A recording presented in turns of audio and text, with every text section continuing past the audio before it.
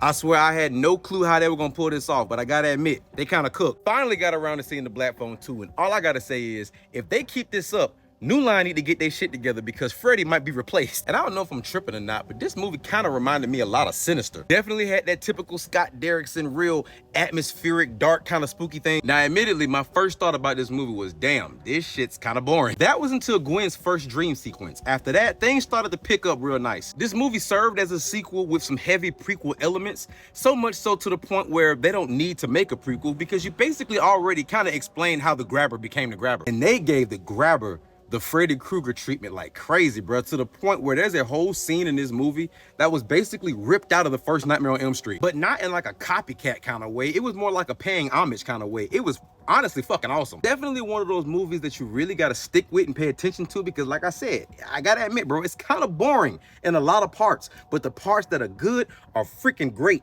and the parts that are boring as hell. Surprisingly, it has some comedy in here too, like some well-timed good comedy. Now, the big question that I know a lot of people might be wondering is this one better than the first one? My answer to that is, I think the first one overall was better, but the second one had a much more interesting storyline. But just like the first one, it ended in a way that doesn't really set up a sequel at all.